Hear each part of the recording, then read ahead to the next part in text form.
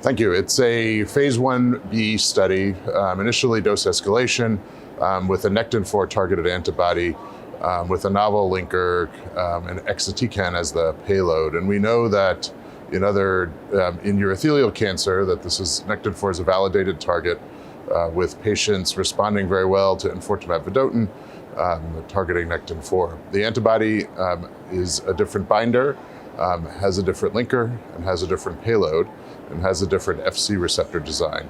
And so we hope to see that this will have improved antitumor activity, and in preclinical models, there is evidence that this drug, formerly known as ETX-22, was more active than enfortumab in nectin-4 expressing urothelial cancer models.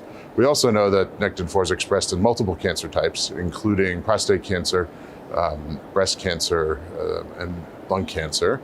And so this study will also enroll patients with non-urothelial histologies at different dose levels. And there'll be expansion cohorts once the maximum tolerated dose has been achieved. Whether patients will respond to a nectin-4 directed therapy following an initial nectin-4 directed agent remains to be seen, but there is evidence to suggest that nectin-4 remains expressed even in patients who are progressing after enfortumab vedotin in urothelial cancer, providing the rationale for testing this drug in enfortumab refractory patients. The payload itself is not predicted to cause peripheral neuropathy, which would be a benefit for patients because people often stop enfortumab for toxicity, primarily peripheral neuropathy. It also has been engineered to hopefully have less skin toxicity.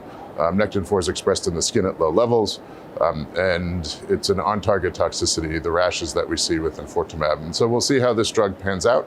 There are multiple novel nectin-4 ADCs in development, and this, I believe, is one of the promising ones. Then we'll see further development as time goes on.